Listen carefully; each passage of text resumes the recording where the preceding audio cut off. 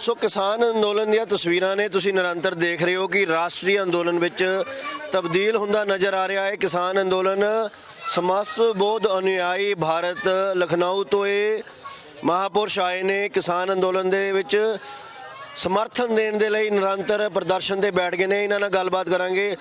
नमस्कार जी, स्वागत है आपका डेली पोस्ट चैनल पंजाबी पे। जी, मैं बौद्ध भिक्षु सुमित रतन हूँ। हम लोग लखनऊ से आए हैं और हम लोग जी मैं पिछले 7 दिन से आंदोलन में हूँ और यहाँ हमने अपना टेंट भी लगा लिया है और किसानों के साथ हूँ। और हमने पूरे देश में, पूरे प्रदेश में आह्वान किया है, जितने भी हमारे बौद्ध भिक्षु हैं, अम्बेडकरवादी हैं, रविदास के अनुयायी हैं, कबीर पंथी हैं, सभी को बुलाया है। इस किसान आंदोलन को हम लोग विश्वव्यापी बनाने के लिए तैयार हैं। सभी अन्नदाता के हक में और पक्ष में खड़े हो रहे हैं, पर जो सरकार है वो इनकी मांगों को दरकिनार कर रही है। क्या कहना चाहेंगे आप? किसान की रक्षा करना और उसकी सुरक्षा करना हमारी नैतिक जिम्मेदारी है। मैं अपनी इस जिम्मेदारी को ईमानदारी से निर्वहन कर रहा हूँ और ये घमंडी अभिमानी तानाशाही सरकार किसानों को किसानों से मजदूर बनाना चाहती है, जो किसी भी हालत में हम लोग बनने नहीं देंगे। शास्त्रों में वर्णित है महाराज कि राजा का धर्म होता है कि जो साधु संत लोग हो निर्भीक होकर अपना धर्म का कार्य करें, अपनी पूजा करें, मगर यहाँ अन्नदाते के लिए ना तो वो दिखाई दे रही है। और आप लोगों को भी अगर धरना प्रदर्शन पे बैठना पड़ गया तो क्या कहेंगे इस हालात के बारे में? इनका बुरा वक्त है। जब इनका बुरा वक्त होता है तो आदमी की बुद्धि खराब हो जाती है। अगर ये सरकार नहीं चेतती है तो बहुत बुरे हालात होंगे देश भारत के, जिसे ये संभाल नहीं पाएंगे। मैं अभी भी आह्वान करता हूँ इस भाजपा सरकार से कि किसानों के दरवाजे पर मत्था टेक दे और माफ़ी मांग ले और किसानों का बिल वापस कर दे। हम लोग सब उसे माफ़ कर देंगे। बिल्कुल, बड़ा मन है किसानों का, अन्नदाता का। बुजुर्ग भी बहुत अनुयायी बैठे हैं। हमारा बात हम रामायण की करते हैं, भगवान राम की करते हैं, पर ये जो राजा उनके तो कहते हैं कि जो घर आया वो अम्मा जाया, वो बातें कहाँ दिखाई दे? बिल्कुल उल्टी दिशा है ना। जो राजा लोग थे पहले प्रजा का पालन करते थे, यहाँ शोषण, संतों को बिठा के रखते हाँ, थे दरबार में। यहाँ शोषण कर रहे हैं। संतों का भी शोषण ही है, संतों की नहीं सुनी जा रही है।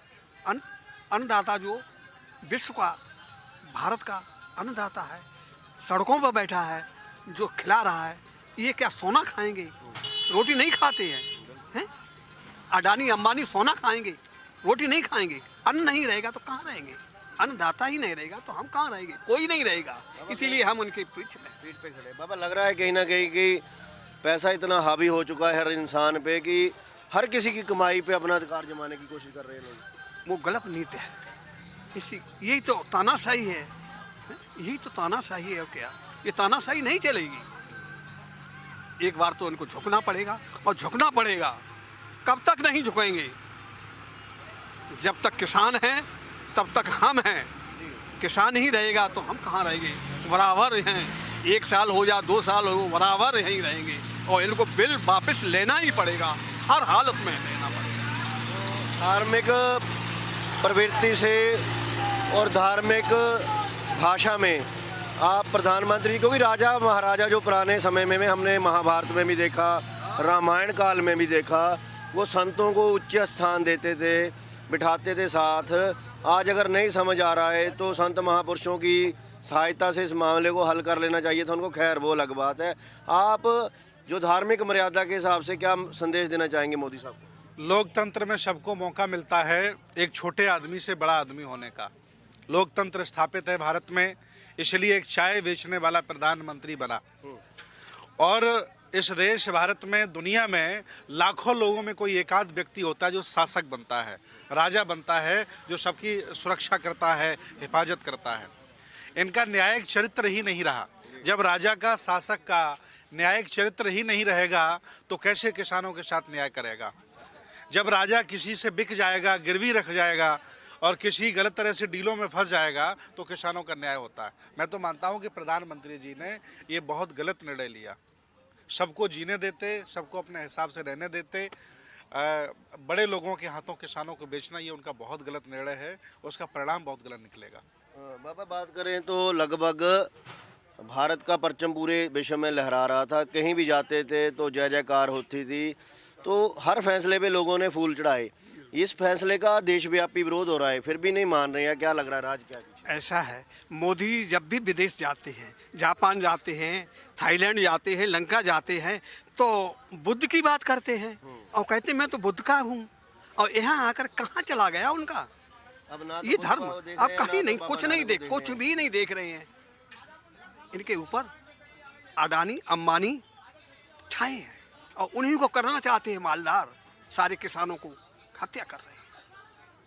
ਸੋ ਇਹ ਬੜੇ ਗਲਤ ਹੈ। ਬੜੇ ਇਹ ਵਿਚਲਿਤ ਕਰਨ ਵਾਲੇ ਜਾਂ ਪਰੇਸ਼ਾਨ ਕਰਨ ਵਾਲੇ ਦ੍ਰਿਸ਼ ਹੈ ਜਦੋਂ ਸਾਧੂ ਸੰਤਾਂ ਨੂੰ ਇਹ ਬਹੁਤ ਧਰਮ ਦੇ ਅਨੁਯਾਈ ਹੈ, ਬਹੁਤ ਘੱਟ ਦੇਖਣ ਨੂੰ ਮਿਲਦੇ ਆ ਐਸੇ ਦ੍ਰਿਸ਼ ਕਿ ਅੰਨਦਾਤੇ ਦੇ ਲਈ ਇਹਨਾਂ ਨੂੰ ਵੀ ਬਾਹਰ ਆ ਕੇ ਇਸ ਠੰਡੀਆਂ ਰਾਤਾਂ ਦੇ ਵਿੱਚ ਗਾਜ਼ੀਪੁਰ ਬਾਰਡਰ ਤੇ ਬੈਠਣਾ ਪੈ ਗਿਆ।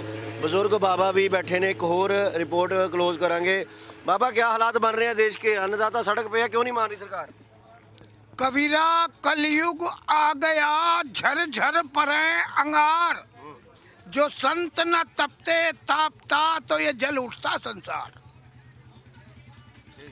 उसके यहाँ संतों की हर राज्य में इतिहास उठा के देखो कि संतों की मान्यता रही है, संतों ने रास्ता दिखाया है।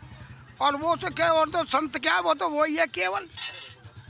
नाम कुछ- की फकीरी है बस, है नाम की फकीरी है। नाम के बारे में तो भाई सुनो मेरी बात, मोदी को बहुत कुछ मान के कि ये जनता का संतुष्टि देगा, जनता को सरकार पीछे से खाती आ रही है, किसान को बराबर खाती चली आ रही है, यूँ सबर देगा कुछ। लेकिन इसने तो सबर की जगह दुख दे दिया, वो भी दे दिया जबर। ज़्यादा बड़ा दुख है ये, ਜ਼ਿਆਦਾ ਬੜਾ ਦੁੱਖ ਹੈ। ज़्यादा बड़ा दुख है। ਸੋ ਬਾਬਾ ਨਾਨਕ ਨੇ ਬਾਬਰ ਨੂੰ ਜਾਬਰ ਕਹਿ ਦਿੱਤਾ ਸੀ ਕਿਉਂਕਿ ਤਪੋਬਲ ਸੀ, ਸੱਤ ਸੀ ਉਹਨਾਂ ਦੇ ਵਿੱਚ।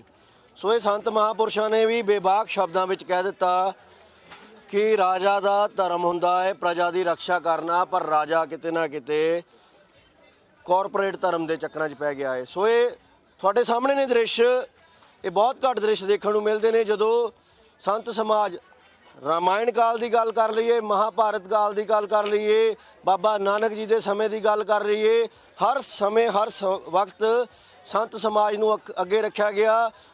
ਮਹਾਭਾਰਤ ਕਾਲ ਵਿੱਚ ਵੀ, ਰਾਮਾਇਣ ਵਿੱਚ ਵੀ ਸੰਤ ਸਮਾਜ ਨੂੰ ਆਪਣੇ ਤੋਂ ਉੱਚੇ ਸਥਾਨ ਤੇ ਬਿਠਾ ਕੇ ਰੱਖਿਆ ਗਿਆ। ਇੱਥੋਂ ਹੀ ਸਮਝ ਲੈਣਾ ਚਾਹੀਦਾ ਕਿ ਸੰਤ ਵੀ ਇਹਨਾਂ ਫੈਸਲਿਆਂ ਨਾਲ ਨਾਰਾਜ਼ ਹੈ, ਪਰ ਸਰਕਾਰ ਅੜੀ ਤੇ ਹੈ। ਹੁਣ ਦੇਖਣਾ ਇਹ ਹੋਏਗਾ ਕਿ ਇਹ ਅੜੀ ਕਿੰਨੇ ਦਿਨ ਚੱਲਦੀ ਹੈ ਔਰ ਕਿਸਾਨ ਕਦੋਂ ਜਿੱਤਦਾ ਹੈ। ਕੈਮਰਾਮੈਨ ਪ੍ਰਕਾਸ਼ ਜੱਸਾ ਤੇ ਕਮਲ ਦੇ ਨਾਲ ਗਾਜੀਪੁਰ ਬਾਰਡਰ ਤੋਂ ਗੌਰਵ ਰਾਣਾ ਦੀ ਰਿਪੋਰਟ।